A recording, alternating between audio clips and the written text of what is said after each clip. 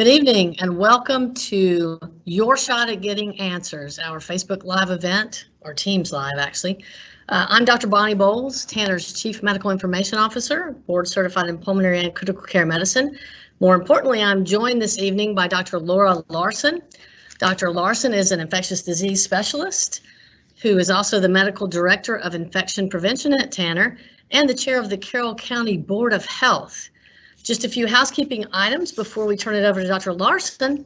If you want to ask a question, you need to press the purple Ask a Question button on your screen. Once the box appears, you may type your name in the name field and then your question. I would like to remind everybody that this is an hour-long event. There's a lot of interest, a lot of questions, no doubt, but we are going to let Dr. Larson tell us a little more about herself and her training and how long she's been at Tanner. And then I would like for her to be able to get through her presentation because her presentation is going to answer a lot of your questions. And then I promise we'll get to the chat questions and we'll roll through this and answer everything that we can. Dr. Larson, take it away. Thank you, Bonnie. I grew up in Carrollton, so this is my hometown, and I trained after medical school at Mercer University School of Medicine at the University of Florida, and I finished internal medicine residency, and then I did an infectious diseases specialty after that, and then moved back to Carrollton in 2004, so we're coming up on almost 17 years here. Fantastic. So we know the novel coronavirus has been affecting countries and communities around the world for a year now. It's so hard to believe. So what can you tell us, and just get started on your presentation, which, like I said, will answer a lot of questions, I think. And then if anything pops up that's pertinent to that slide, I may jump in and ask you to clarify if that sounds good to you. That's perfect. That's perfect. Well, let's get started. This is the information on asking a question. Bonnie has already, Dr. Boles has already talked about that. So that's that information there on Ask a Question button and typing the question. So if we go to this slide on facts about COVID-19, this is a virus that has spread around the world in a very, very short amount of time. And it spreads through airborne transmission, such as people being too close, especially with coughing, sneezing, and singing. There can be transmission with unclean surfaces, but that's not a major route of transmission. Anyone can contract the virus, and some people become very sick while others may be completely asymptomatic. And in studies, up to 1/3, and in some cases, in some studies, 1/2 of people were found to be asymptomatic, even though they were infected and spreading disease to others.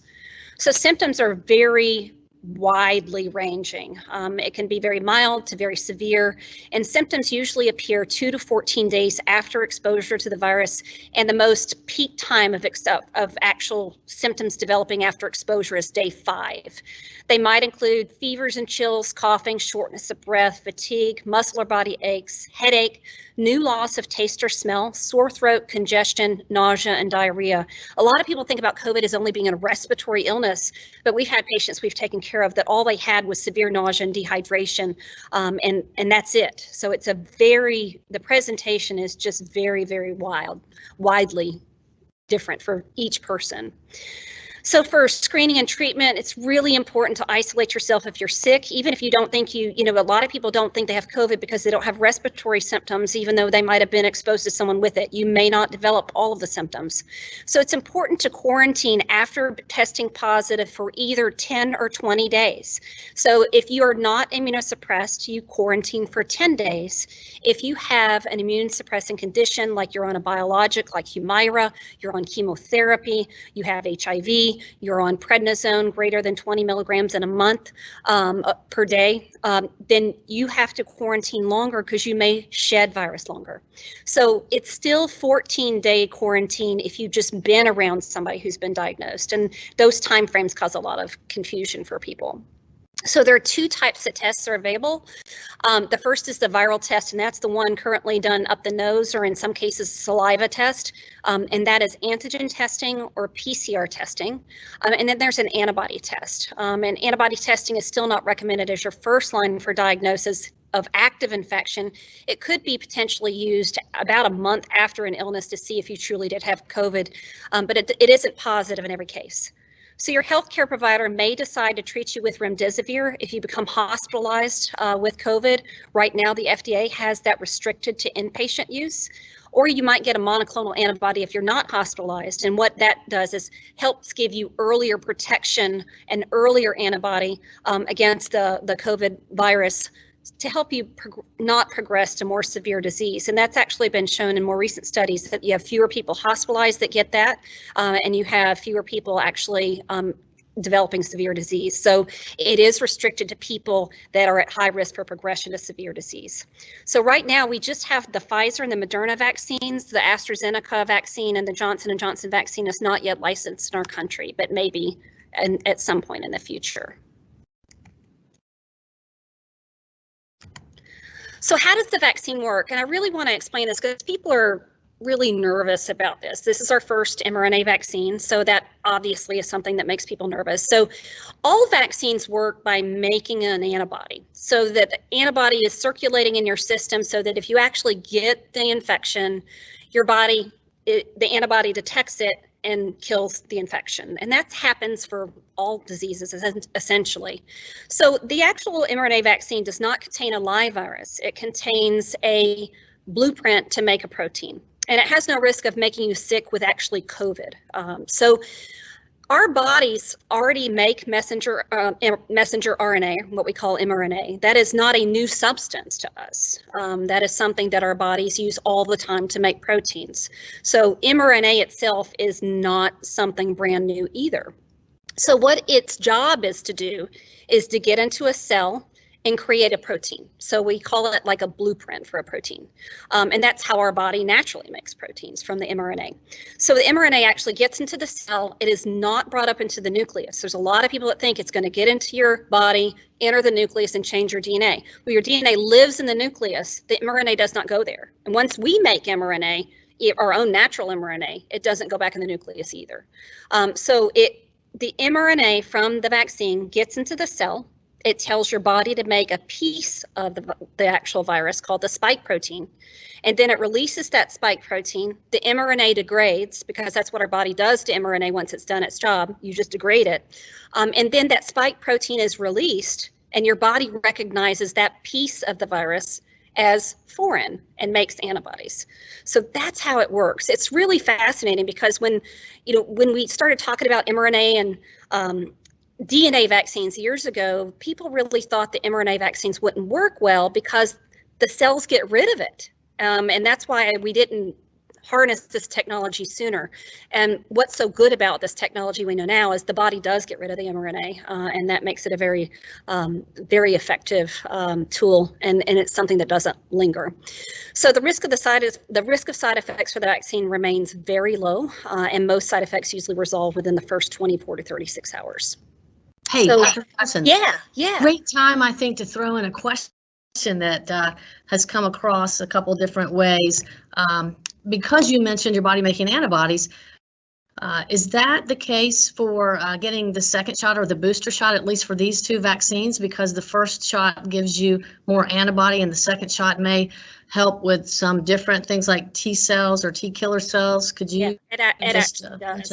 Your body has already, this vaccine were made in small amounts, and that when you get that second vaccine, that's what we call the booster. The first vaccine is the primer, and it makes your body and cells primed and ready for expressing the antibody and getting those other cells. In addition to making antibody, the mRNA, the spike protein, is presented to cells that also fight infection.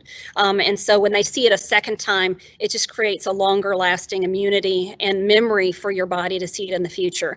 And that's why they did the second. They found that the first vaccine provided about 70% efficacy, but if they gave that second, the efficacy went to 95%. And so that's why you have to, for this particular vaccine. And something that's important that a lot of people don't know is, of the 30,000 people plus that were studied in the Pfizer and the Moderna trials, only one person out of 30,000 has been hospitalized. No one has died of COVID, and the cases have been mild. And we can't say that with COVID in general. COVID in general, up to 20% of people of the whole batch that get up to 20% can have severe disease, and 5% can be severe enough to end up in the ICU. So you're taking a situation where you're much more likely to have severe disease from COVID than actually a side effect from the vaccine. Well, that's a great point. Thank you. Yeah. So both of the vaccines have gone through really rigorous studies, and the clinical trial was fast, and people are nervous about that too. The reason it was so fast is that we rolled out phase 1, phase 2, and phase 3 all together. Phase 1 and 2 concentrated on what dose worked and what dose was safe. And so that was done very early on. Then phase 3 was huge. They enrolled, nearly 70,000 people. We know for sure in one study was 30,000, the other study was large as well. And so something that would normally have taken years to determine efficacy and watch for safety took a couple of months. So for infectious diseases, a really big HIV trial is 1,000 people. So we're looking at something that we were dealing at a much bigger magnitude of people being studied all at once. So that's why this vaccine was brought to market so quickly and how we were able to know the efficacy so fast. So let's talk about the Pfizer vaccine, and the Moderna vaccine's essentially the same. The protein, the mRNA is a little bit different. So both of them are a frozen suspension in multiple dose vials, and they're diluted. The Pfizer vaccine is diluted with sodium. Each dose contains messenger RNA encoding for the spike protein. I'm sorry. Pfizer does not contain a preservative, and the stoppers are not made with latex.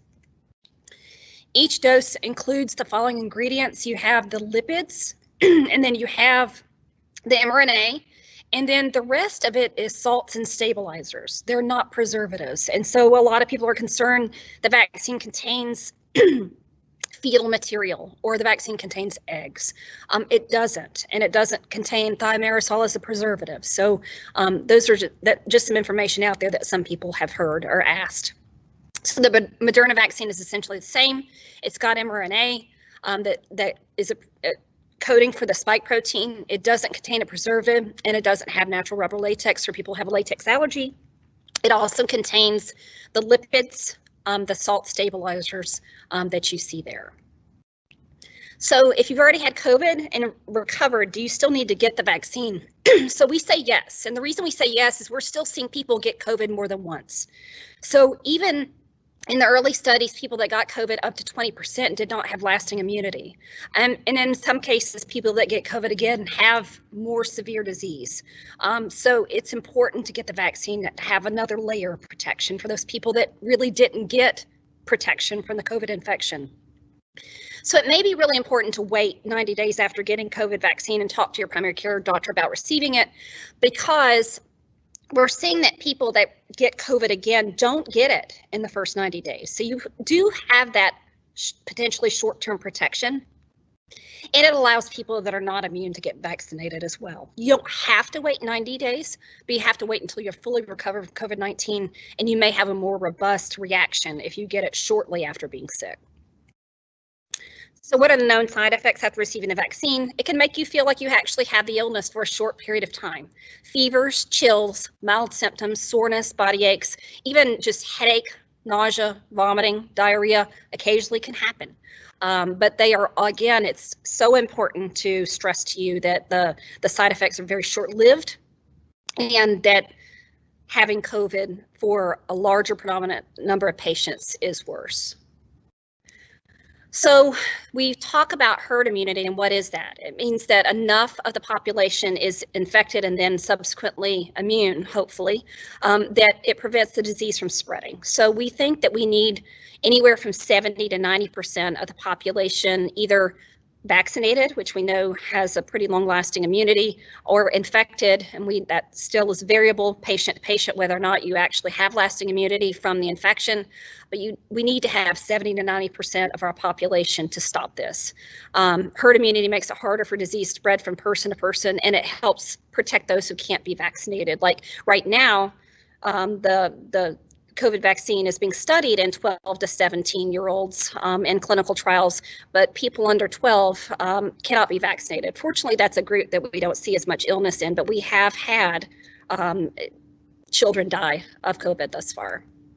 So we're going to go to vaccine questions, and I'm going to leave that slide up. This is a link that you can scan with your phone to get information about signing up for, opting in to be contacted about getting vaccination for COVID at Tanner. So, Dr. Larson, speaking of herd immunity, what would you say about natural herd immunity and how long it would take and how many people would die if we just waited for natural herd immunity? That's a pretty common question. That's a really good question, actually. So we have been looking at serology studies, meaning how many people actually have detectable antibody since last March. And we just started vaccinating in December. So we know for the state of Georgia that we're less than 15% of people that are having antibody tests are positive. So a year later, our herd immunity percentage is 15% at the most. So that we're nowhere near that. And we've already had almost, 500,000 people die. I don't think we need to wait for herd immunity when, usually, if we are looking at 70% and we're only at 15% almost a year in, that's just too long. It's too much. We will lose too many people. Right. Yeah. So thank you for that. I think that waiting for that would be a mistake. And what we need to realize is getting vaccinated, while we may have a very low chance of dying from this disease, individually speaking, collectively speaking, it's protecting everybody and helping to hopefully put an end to this nightmare of a pandemic and having to limit what we can do socially. So I'm going to just start looking at some of the questions that are hitting the chat, Dr. Larson, and I think some of them you've answered, but we'll just take a stab at some that maybe people want to hear a little more about. So can you talk about the side effects and whether they're worse with the second shot? It's completely variable. A lot of people know that I enrolled in the Moderna clinical trial in September, and I either got shot or placebo. I know now because they unblinded me in December that I got shot. The first shot, I got a sore arm. I always have headaches, so I had one of my regular headaches. But that was pretty much it. The second vaccine for me, I did have a fever, and I had swelling under my arm, and like in my lymph nodes, because that was my, my boosted immunity making more antibody. But we have seen some people have strong reactions to the first vaccine and no reaction to the second vaccine. It's been a little bit frustrating because we can't really predict it. But as a general rule, you should have more side effects from the second vaccine because your body's already seen it the first time. But there's no real rhyme or reason, just like there's no rhyme or reason about COVID, why some people do great with it and some people have no symptoms and some people die. So there's just no great rhyme or reason to it. And that's what's been really hard about this infection in general. Usually when I'm taking care of patients, I can say, okay, you have tuberculosis. We're going to give you these antibiotics for the next 6 months, and you're going to start to feel better in a couple weeks, and you're going to start to feel really well in about 2 to 4 months. And you can predict things. This has been very hard because we haven't really been able to predict things, how COVID is going to go for each patient. I'll say, and that's very frustrating, especially for those ICU doctors, nurses, and respiratory therapists for sure. And I look forward to people, scientists, figuring out why some people do a lot worse than others, and maybe we can do something about it. So that's a great point. So what about somebody who had light COVID symptoms and didn't really think much of it? Should they get antibody tested before their vaccination? That's a very common question. It shouldn't change what you do. If you look at what the CDC says, they say not to do it routinely to check because, you know, we're still recommending everyone get the vaccination when you're in the tier group that's being vaccinated. So you can do it. I don't think it's a strong recommendation to do it because you don't know how long that antibody is going to last. The other kind of good thing about being in the study is I'm being followed for 25 months. And so I'm going to be followed to see if I get COVID and whether or not my antibodies from the vaccine last or not. And so that's important. We still don't know those answers specifically. How long is the vaccine going to last? We don't know. Are we going to have to get the vaccine every year? We don't know. We hope not. But, you know, I read several news reports today that some of the companies that make the vaccine think that we'll have to get them for several years going forward. We just don't know. What it would take would be the virus mutating enough to where we would have to change the spike protein to be protective again. But this is all speculation, unfortunately, and we just don't know. Sure, there's a lot we still don't know. Okay, so how long do you have to wait after your second COVID vaccination to get other shots like allergy shots, shingles shot? I think the recommendation is 2 weeks, right? That's At right. least 2 That's weeks. exactly right. Yeah. Okay. Oh, and here's a good friend of mine. Good to see you. I won't say your name, but these are very important questions I'd like to get to for my friend. Any concern with getting the vaccine, having had an adverse reaction to Taxotere, chemotherapy? I think we would answer that like all the reactions to any medication, right? That it's not a reason not to get the vaccination, but you would be watched more carefully. Absolutely. And we do that when we do our, I'm sitting in our vaccination clinic at Tanner.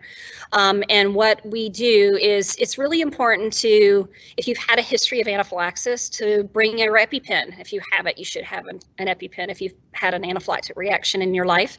And we are screening people with questions about, and we always have a clinician in here to actually go through the paperwork and make sure, I've had an allergic reaction to this, so that kind of thing. And so we review these questions very carefully to make sure it's safe. We monitor people longer than 15 minutes after vaccination if there's any concern. Great. And we've not had any issues that I recall that were serious or that didn't resolve in 15 to 30 minutes. That's if right. Someone had a history of a reaction. And so we are strongly advising that it's definitely worth it and that no one has had to use their EpiPen. Is that correct still, Dr. Larson? That's right. Yeah. Over 8,300 vaccines that we've given, we have not had an anaphylaxis case. We've given Benadryl a couple of times to people who felt itchy. So that was something that we did do. And we have medical kits here ready to help anybody that might have a reaction, and we watch people very carefully. There are a lot of eyes in the room to make sure people are doing well. Great, thank you. And are there any concerns with being on any specific medications, especially breast cancer survivors and any of those meds as far as getting vaccinated? The only thing about being on medications that may suppress your immune system and people being on prednisone and people being on biologic agents for like rheumatoid arthritis and things like that is that you could potentially have a lesser response to the vaccine. But right now, there's no specific medication that is a contraindication to these vaccines. Great, thank you.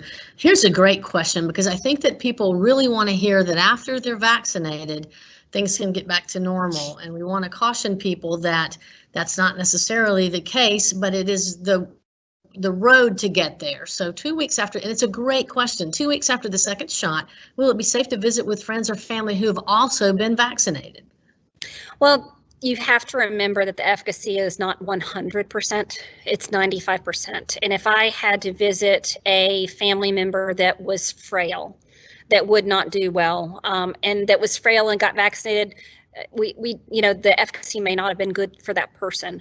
So the safest answer is whenever we start to see the community incidence of the COVID being manageable, and there are Department of Public Health numbers for that, that's when I think we can start being more liberal with what we're doing in terms of social distancing, in terms of visiting people.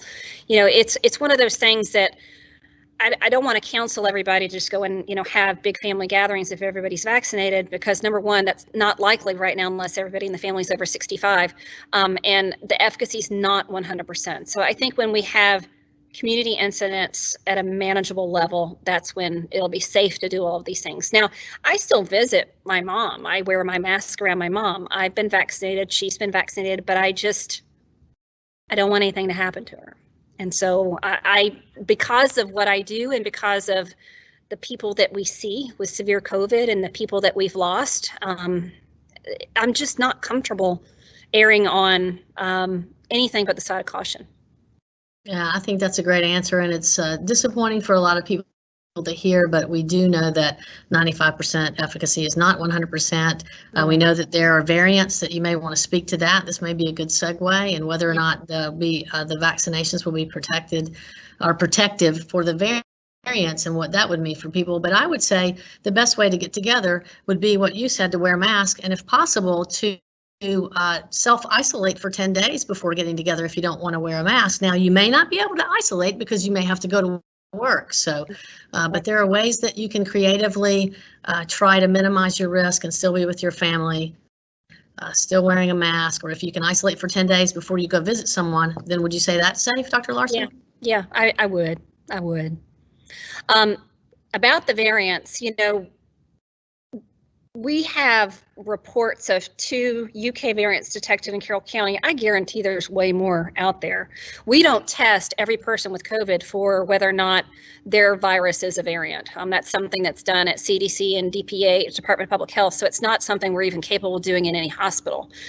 So if we've been able to detect 2 out of just a general sampling of the ones that have been sent to the state so far, we know it's out there more than it is. And so what's good so far is that of the variants that have been detected, like the South African variant, the UK variant, so far, the Pfizer and the Moderna vaccines are effective.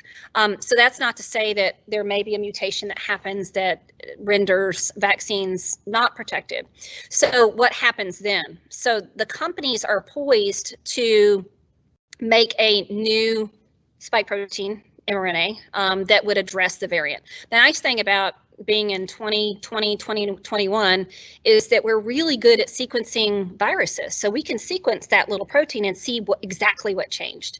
And then the vaccines can be changed accordingly very quickly, actually. So that's another reason too why you even though you've been vaccinated, your family may be vaccinated, you don't know if a mutated strain is in your community. Hopefully that won't be the case. But the bottom line is this is our only way out of this, really. We can't do what we've been doing without vaccine and get herd immunity for years from now. It is estimated that if we get 70 to 90% of the population vaccinated, hopefully by this fall, we'll have this under control. So this is really, I think this is our only way out of what we're experiencing right now. Great, that's a great answer. Another question that I hear a lot is, should you take your, should you pre-medicate, or also should you take your regular baby aspirin, Tylenol, or Advil the night of the shot or the day before? Let me try to take this one. Yep. And see if I'm right. Okay, this is a test for me. If you are on any medication such as Tylenol, Advil, or baby aspirin routinely for other conditions, you should continue the medication for the other condition. However, pre-medication is not recommended. You can take something after the shot if you develop soreness or think that you may develop soreness, or after the second shot if you got it after the first. But I will say that I just read that some of these studies that were done in the pediatric population that showed after a vaccination, kids who had taken Tylenol or Advil for pre-medication did not produce as many antibodies, but they were still as effective as the people who produced. So I guess I just said, do whatever makes you happy, right? Sort of, yeah. I mean, if it's one of those things, if you most people that have a reaction to the first vaccine develop it 12 to 15 hours after the vaccine. So, I mean, you may have that sore arm right away, but you have time to take Tylenol or ibuprofen hours after the vaccine. And for the second vaccine, most people develop symptoms, if you're going to develop them, 8 to 10 hours, so a little sooner. So, you know, the concern about the antibodies being less is theoretical. It's not proven. So you're right. All right, I passed that test. Thank you. Okay, so I believe you answered this question, but I'm going to go out on a limb here and ask some of the things that we've seen out in social media. So is the virus in the shot, as people are saying? And you answered that is absolutely not true. You named everything that's in the shot, including no preservatives. So people that have had reactions to preservatives and vaccinations in the past don't need to worry. But also the size of that needle. What do you think about getting a tracker device into somebody's body through that size of that needle? No, I mean, don't think the nanotechnology has figured that out, right? Your cell phone is tracking you more than anything that your body's going to chomp up as a piece of RNA. Right. But it's a good, I mean, I totally get that fear. I don't dismiss anyone's fears. I think that any fear or concern you have is legitimate because it's yours and we should address it as the best we can. Yep. So, what other things have you heard that people were worried about other than being tracked or having the virus injected or getting inside the DNA? What about women of reproductive age? I think that's a big concern, and there was some, there is something in the literature about the messenger RNA being related to a piece of protein for a placenta or a placental protein. So could you talk about that? Yeah, it's not, and we have had no data that it has anything to do with reproductive health or whether or not it affects your ability to get pregnant. There's a lot of information out there from the American College of Obstetrics and Gynecology that supports pregnant women getting the shot. And so that's out there in breastfeeding as well. There is a pregnancy registry, you know, with 30,000 plus people getting a clinical trial. Some of them ended up pregnant during the trial. And so these people are being studied going forward. But there's no data that affects reproductive health.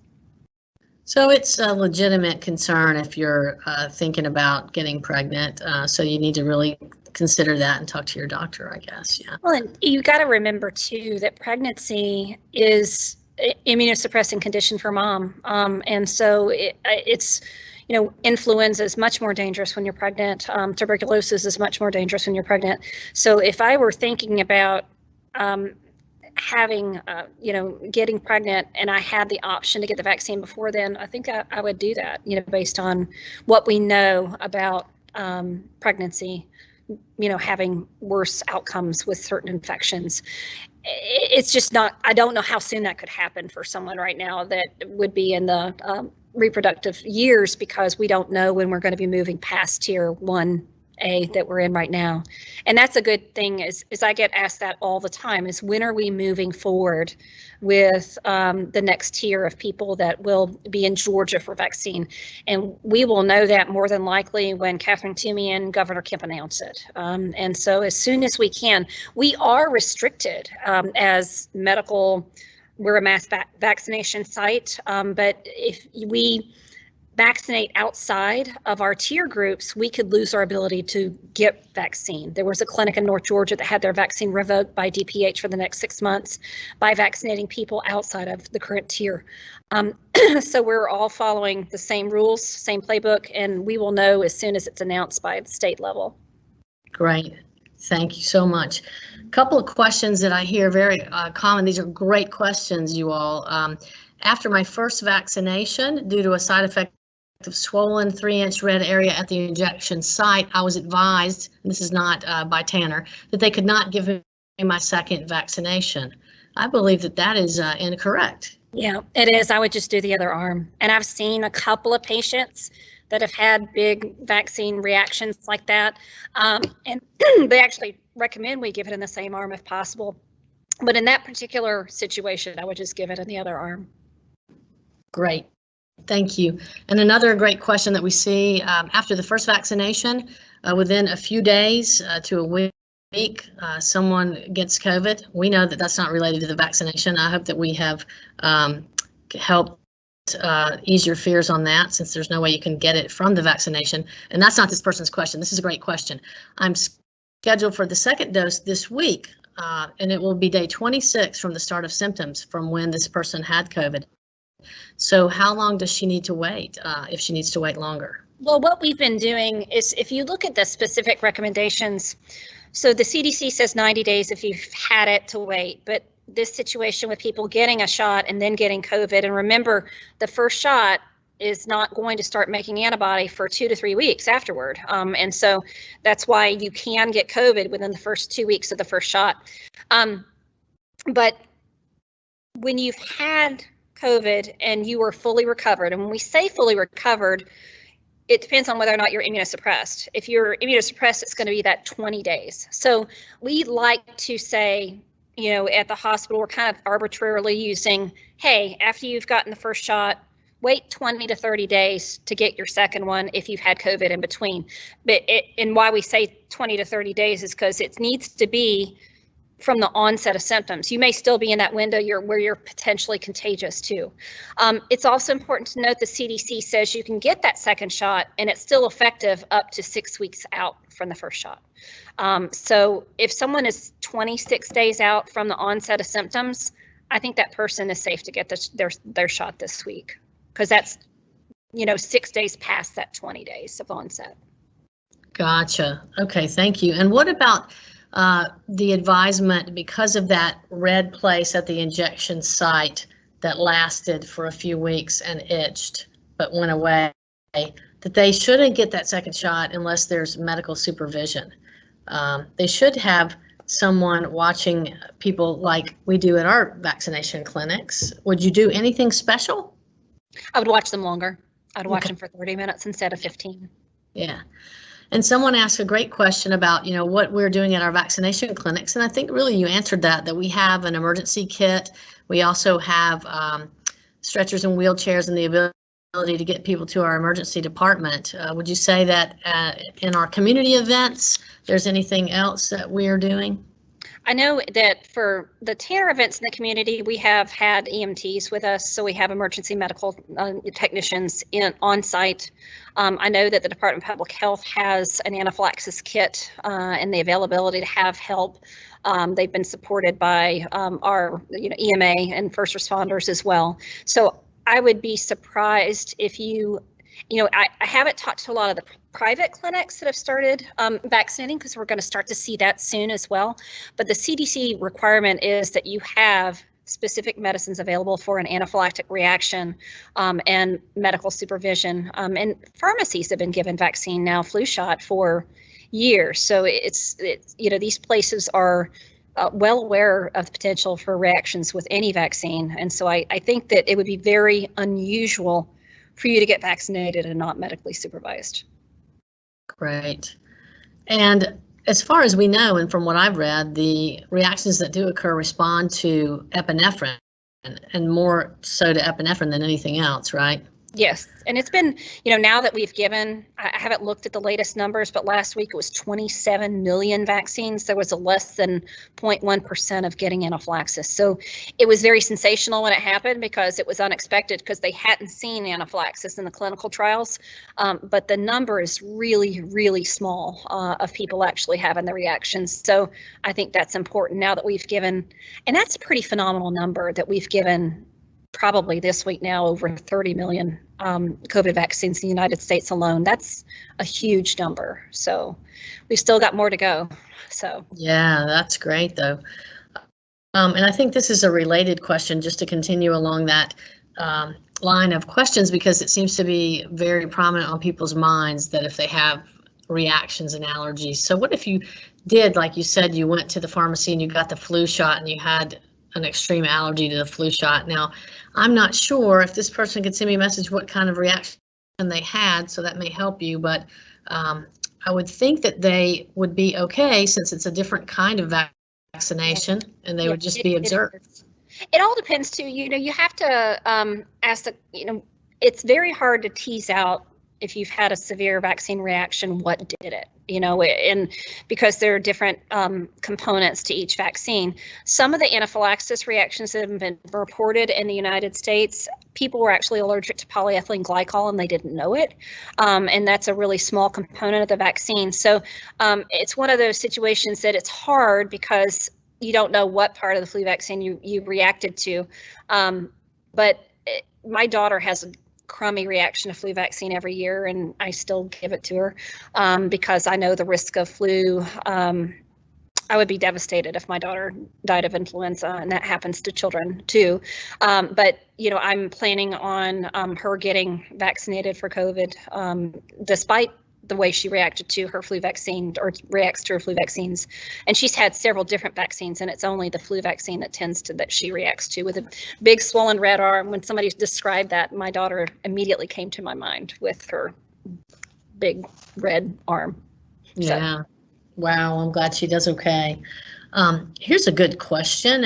If you have a reaction to the vaccine, fever, headaches, body aches, should you get a COVID test? And I think that's a good question. That's a super good question. Yes, if your reactions last longer than 2 days, you need to get a COVID test because you may have actually had COVID. And we've seen that. We had a physician friend of mine that reacted so strongly to the first shot, and she just felt bad. And after a couple days, her son started showing symptoms too. And she's like, oh no, attributed all of this to the vaccine when I really had COVID. And she did.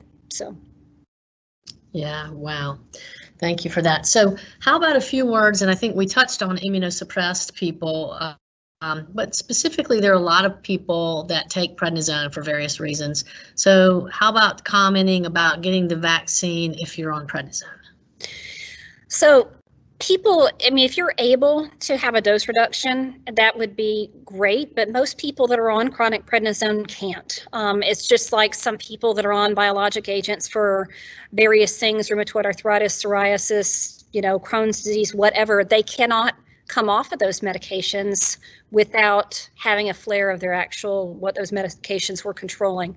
So years and years and years, people that are on chemotherapy and things like that. My husband's a chemotherapy doctor. He said, well, should my patient get the flu shot? Well, the flu shot may not be as effective as for someone not getting chemotherapy, just as the COVID vaccine may not be as effective for someone that isn't getting that other therapy, but it's better than not getting it at all. So we've always recommended that people go ahead and get protective vaccinations that they can. And, there are vaccines out there that you can't get when you're immune suppressed. The first chickenpox vaccine that came out, not chickenpox, but varicella, the shingle shot, is not recommended in immunosuppressed people. So there are vaccines that we do tell people to avoid, but a second shingle shot has come out that you can give in immunocompromised persons. I think another important thing to bring out is that some people have heard that they should not get the vaccine if they have autoimmune disorders, but the American Rheumatological Society does recommend that you go ahead and get vaccination despite your illness. And so far, we haven't seen anything in the literature of 30 million vaccines given so far yet that we're seeing a trigger of autoimmune disease. So, we're going to continue to study this going forward, but I think it's important for people that are immune suppressed to have some chance of immunity better than none. Great. And certainly not to get the disease. So. Yes, great, thank you. This is a great question, and I'm going to make a doctor joke. My arm was bruised after my first shot. Is this normal? Well, if a doctor gave you the shot, it's probably normal. Get a nurse to give you your second shot. Yeah. You can actually hit a little blood vessel. You really can. So some people will get bruised after any vaccination. So. Yeah, so hopefully that cleared up and you're going to get your second one if that was your first one. Yeah. I honestly don't think I've seen this relationship, but someone may be interested or has seen something. Do you know of a link to the vaccination and immune thrombocytopenia? There have been a couple of cases, and we were talking about this on the listserv today. There's a what we call listserv of a group of people that it's infectious diseases physicians and CDC physicians. We're always we can post questions to each other. So far in the United States, we know of a handful, and I don't know exactly how big the handful is, but I know of at least 2 documented cases of a person getting ITP after their second shot. We don't know why that happens. So it's very important for me to stress to you that these are extremely rare events.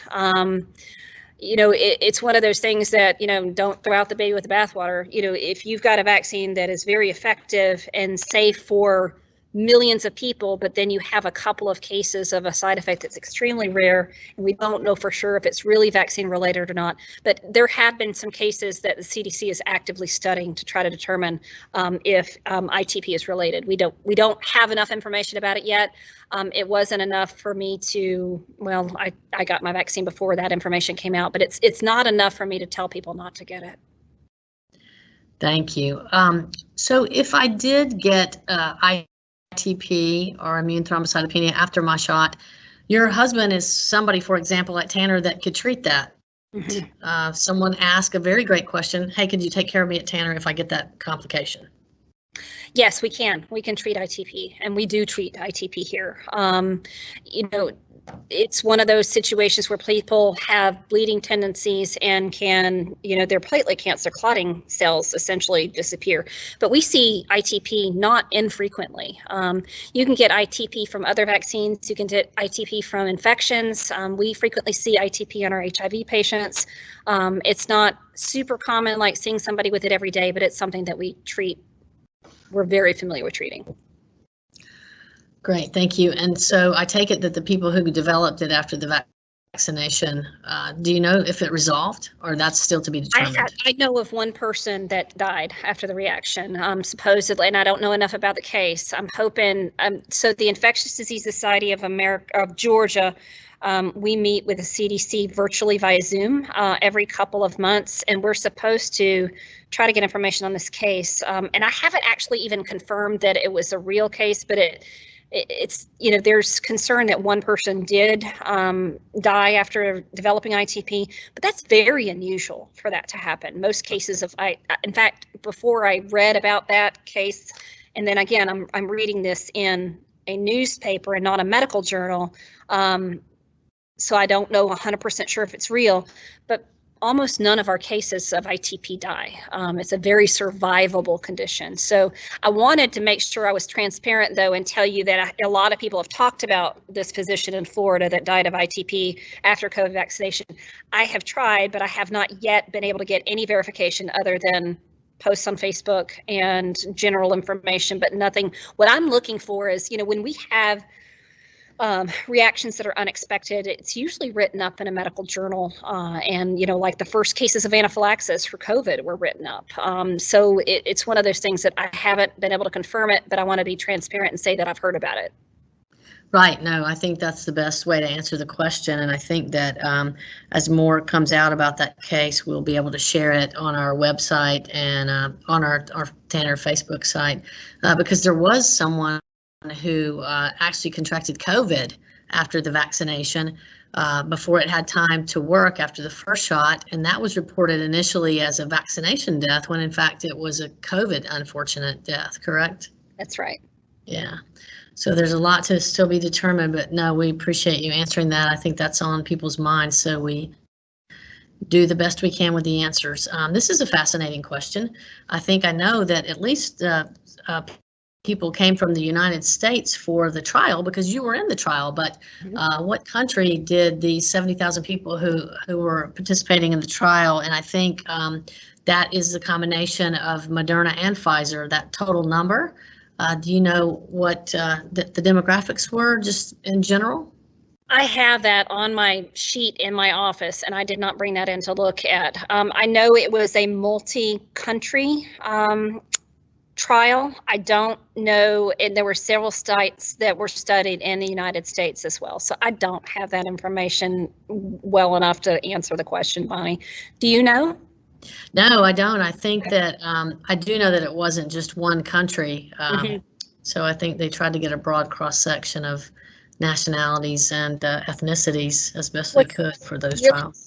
Cool right now is that there are a lot of other vaccines in the pipeline, and there's a company called Novavax that is preferentially studying their vaccine clinical trial in persons of color. And so the Clinical Research Atlanta is one of the sites that is studying the Novavax vaccine. And the Novavax vaccine works very much like the flu vaccine. It's an injectable protein antigen as opposed to mRNA or a virus vector. It's essentially just like most of the other vaccines that we use, but they're studying persons of color almost exclusively. So that's really neat because that'll be it'll be a larger proportion of people of other ethnicity studied. Great, thank you. We have someone putting in the chat, I'm a COPD patient. Should myself and my husband both get the vaccination? I also have a low immune system, IgG. I think we've answered that wholeheartedly, yes. Yes. While you may not have as large of an immune response, you will have some protection, and that's better than nothing, right? Right. And then I think this is a good question, and this comes back from in the same vein of if you get the first shot and then you unfortunately develop COVID, you said to wait at least 20 days, but if someone is having lingering symptoms, it is reasonable and acceptable to wait longer, right? Yes, yes. And you don't have to start over. You never have to start the series over. Right. Okay. So it's okay to wait until your symptoms. Right now, the numbers is waiting. You can wait up to 6 weeks for your second shot. And that number may change. They may even note that, it was interesting in the clinical trials before we started vaccinating the public. There were errors in giving the vaccine. Like some people got it too early on accident, some people got it later on accident. So we have a little bit of data from the clinical trial of how much wiggle room we have with that second shot. But as more millions and millions of people get vaccinated, we'll have even more wiggle room to know how that second shot can be administered. And I think, if I'm not mistaken, I think that Great Britain has decided to delay their second shot and vaccinate most of their population with the first shot. Is that right, Bonnie? Gosh, I haven't kept up with that. Sorry. I think that's their plan, and Great Britain is to try to focus on first shots only right now.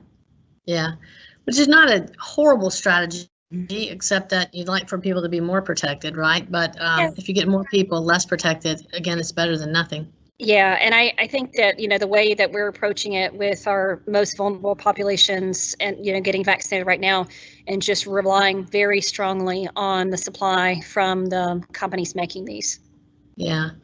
I think last question, and I know you touched on this, but just to recap, how long, and I don't think we know, but how long do we think the vaccine is effective? And I think the number one take-home message is if we want to get our lives back on track, if we want to be able to not have so much social distancing and masking, vaccination is one of the strategies in our attack on this virus. We're going to have to continue to do those other things until this maybe mutates into something like the common cold. Wouldn't that be fantastic? But how long do we think, based on the studies, is the vaccine effective? Don't know, or we don't. And my study started in August, so we're August, September, October, November, December, January. We're 6 months into my study, so we don't know. So that's why we can't answer the question longer than what we're seeing so far, and that's why the Moderna trial that I'm going to be in for 2 years plus 1 month. So we'll be followed for 2 years to see if we get COVID. And if we still have detectable antibodies. It's really more important to determine if we get COVID again, rather than the antibody responses, because that's the real test of a vaccine, is whether or not it prevents the infection. Great, thank you so much. And I think that we're going to wrap up. If you have any last minute questions, please try to get those in. Thanks, Hannah, our marketing partner, for answering some of those questions for me on logistics, but we do want to remind everybody that there are many reasons to continue wearing your mask. Again, the vaccine is 95% effective. You don't want to be in that 5%. You want to protect your immunocompromised neighbors, friends, and loved ones, so that if you did get the virus, but you didn't get sick because you were vaccinated, possibly you could spread it. That's a great question. I think I didn't see that, but I might have seen it on the questions. You want to comment on that? It's looking like that may not be the case, that you may not be able to spread it, but is the jury still out? Yeah, jury's still out. We hope not, but we don't know once a person's vaccinated if they get infected, will they spread it or not? And I'm sure that's something that people are going to study significantly, but we don't know. So great, thank you. Your honesty and transparency are greatly appreciated, and we are so fortunate to have you here at Tanner.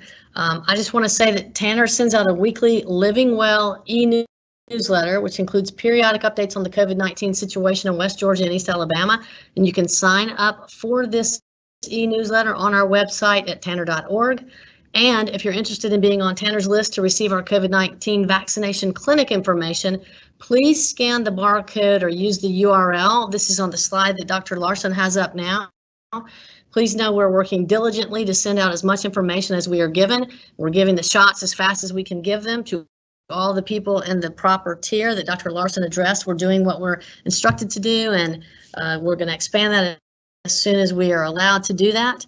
But we strongly encourage 65 and older, and please continue looking at tanner.org/vaccine for updates and visit cdc.gov for more information.